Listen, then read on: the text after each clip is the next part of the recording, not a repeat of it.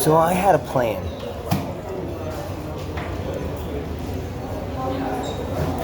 While I was growing up, I used to read all of the magazines, not all of the magazines. And since I'm not a Pharisee, I read them conveniently, starting with what entertained me and encouraged me, and then moving on to what was comfortable after that. So I started out with video game magazines, and in a concerted, eventful culture, the Xbox put the video game culture onto every magazine. So when the Xbox was coming out, all of the computer magazines started talking about video games. And all of the business magazines started talking about video games. By the way, shout out to Peter Zion for his cadence. I always feel more comfortable speaking after listening to him speak. Let me see if I can shift to like my own way of speaking, as if there is such a thing. Baruch atah Adonai Elohim. Oh, sorry. Huh?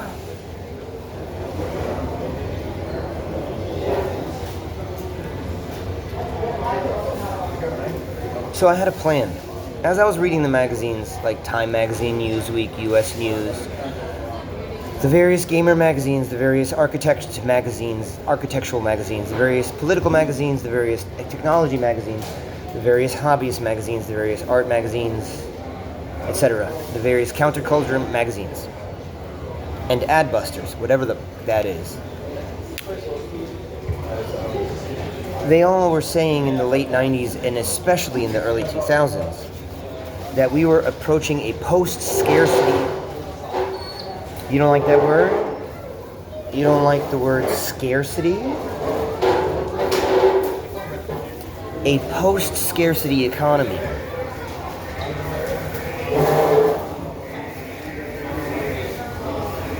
And back in the 90s, everybody pretended to be a little bit more intelligent. The idea of being intelligent wasn't shamed. There was still the idea that bullies from school would shame us, but we didn't really do it that much. It wasn't really like, when you're young, people want to talk to you, you know?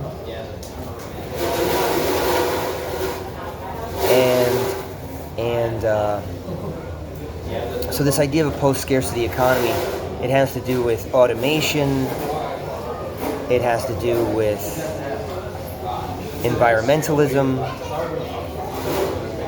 it has to do with political willpower. Post-scarcity, that means that there's enough stuff, there's enough housing, there's enough food, there are enough private tutors so that you can have an education, there's enough. Whereas scarcity is the idea that there isn't enough. Even though the city's 80% empty, there isn't enough housing for you.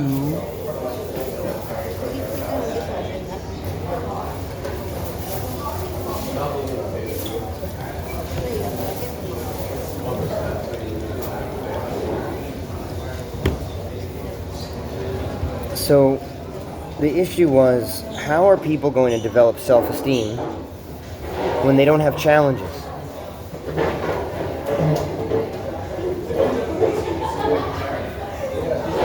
How are people going to develop relationships and interworking relationships if they don't absolutely have to work together?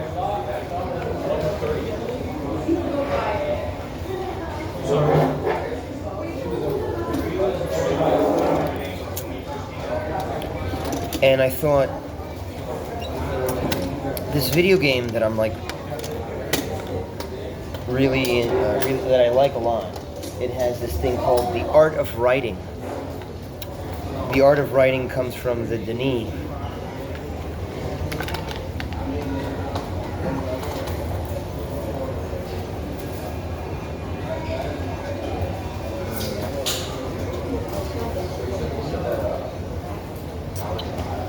Now, I don't believe that this actually works. that if you get like a specific type of tree paper and a specific type of beetle ink and a specific type of deep underground civilization writing, I believe that it's fantasy.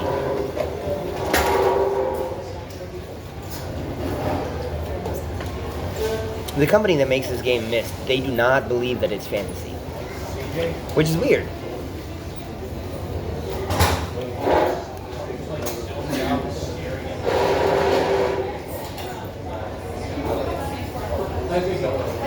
You see, let's say everyone has like unlimited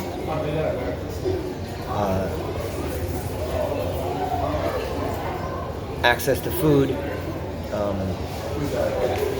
access to safe and sanitary residence, secure and sanitary residence without having to earn it.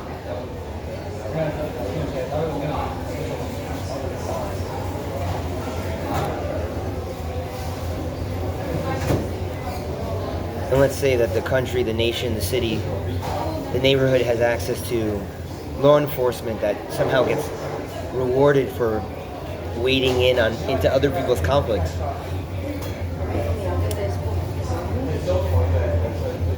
How are you going to develop self-esteem? How are you going to develop self-esteem? How are you going to develop relationships with others or even social skills?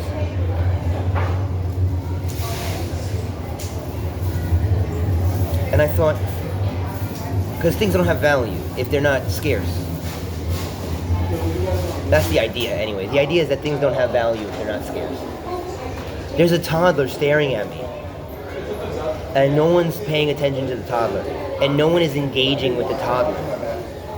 I don't know why that you have to put some tiny human on the barbecue grill of my presence. I don't know why you have to do that.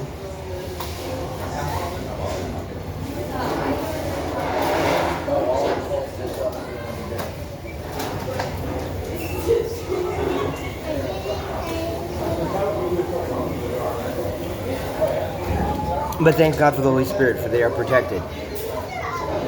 They are sheltered.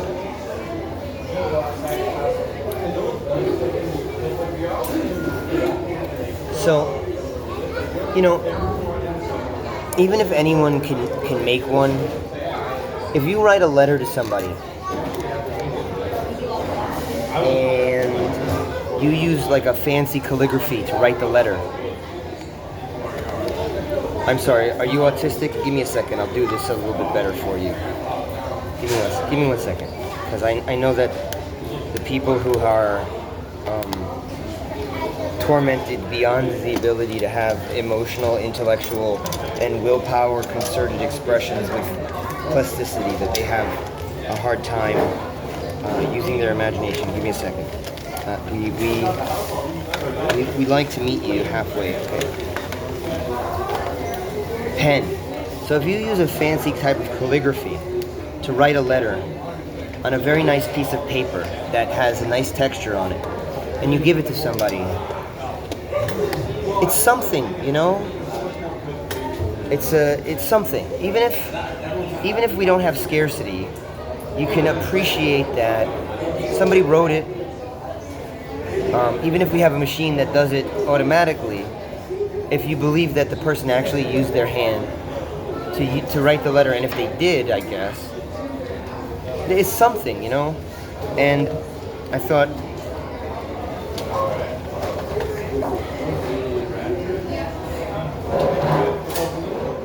that the metaverse, that the cyberspace, the simulated cultural experience could Sherpa us through the post-scarcity economy until we reached the Star Trek utopian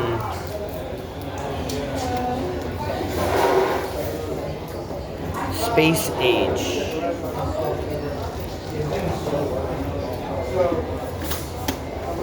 Right around towards the end of me thinking this, a guy named Andrew Yang towards the end of me thinking this, a guy named Andrew Yang.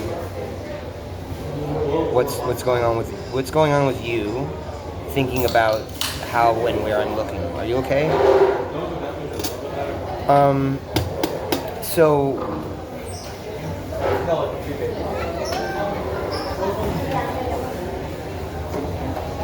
they just moved. So Andrew Yang, he said, he was funny, Andrew Yang. He's Asian, and he made a racial joke. Although I realize that you guys don't have a difference between ist and shul. Ist and shul are the same thing to some of you. But he made a racial joke. It wasn't a racist joke, it was a racial joke. There's a difference.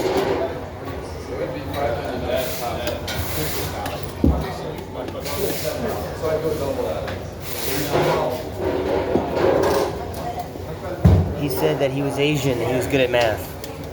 And he said, we did the math. And as it turns out, if every American citizen got $1,000 a month, that the United States of America could afford it, that it would be better for law enforcement, it would be better for health insurance, it would be better for the overall medical health of the country, it would be better for a lot of the different civic metrics. But I guess you'd rather have an upper respiratory infection than a universal basic income. And I guess you'd rather have COVID-19 than Yang Gang 2020.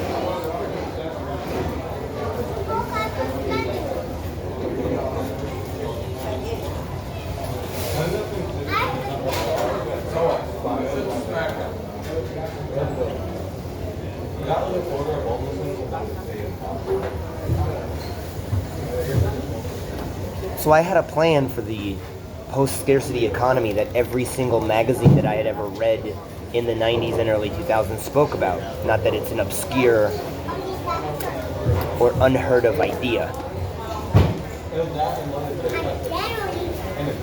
You see, in the late 90s, there was a little bit of companies offering samples on the streets. But then in the mid-2000s, with the internet, stores really got into this thing that they called the gift economy.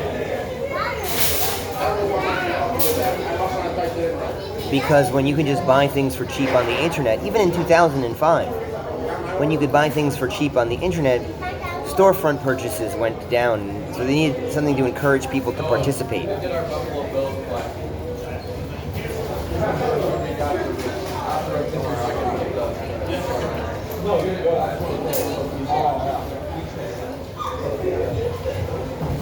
But Main Street USA is 5 times dead, if not more. Really quick, let me just name all the things that have killed Main Street USA dead, 5 times over. The first thing that killed Main Street USA was the highway.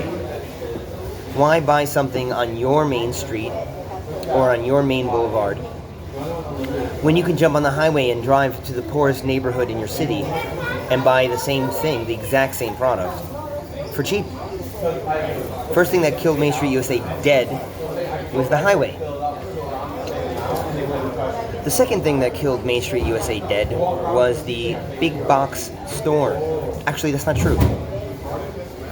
The second thing that killed Main Street USA dead was the catalog. The big catalog with everything in it.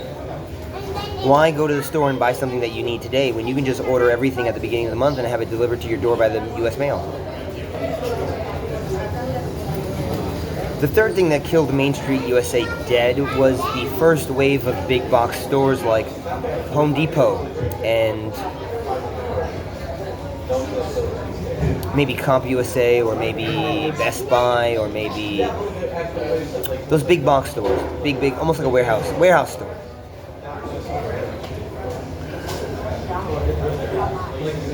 Then the second generation of big box stores like the real wholesale club, like BJ's, like Costco. Is that third or fourth? And then after the second generation of big box stores, Then we have, and I don't even know if this is first. This is probably second or third. The retail outlet. And when you're driving on vacation between the two cities, there's like a wholesale jeans store. Why buy jeans at the store in your neighborhood when you could buy your clothing at the wholesale store along the highway to your vacation spot? And then the internet. The internet has like 5 generations of commerce, like the website with its own personal commerce systems, the search engine that leads you directly to the thing that you're looking for, the first or second generation of online catalog like eBay, and then eBay, what do you call it when you sell something for whatever price, like bidding? I don't know what they call it, like a bidding war. I don't have the word for it, but what eBay was, it's some sort of, there's a word for it, where you choose your own price, and then if the buyer is willing to go that low, they'll sell it to you. It's like first generation or second generation internet commerce. Now we're on like fourth or fifth generation internet commerce, where you can't get a refund in a physical place, but they don't even bother you for a refund at the kiosk for the online store.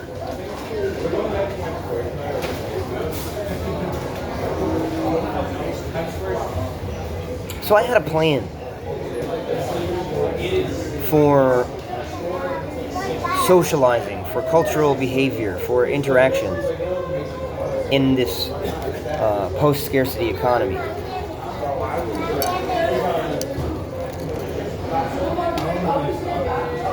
Would you like a calligraphy game about environmentalism and colonialism? Would you like a television series about an obsolete messiah and what it's like when you're designed to be a great sacrifice, but there is nothing for you to sacrifice yourself against?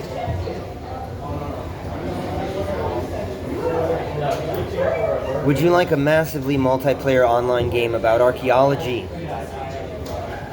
and language? Well, that third one, I got that. I got you, as they say. I got that for you. You can download for free a game called You Are You. It's a massively multiplayer online game that I dreamt into existence. And although you may argue whether or not I dreamed it into existence, at least it exists. And that's more than I can say for some of these teenagers' parents' careers. At least the online game at least the MMO that I dreamt into existence, at least it exists. It might not be fun,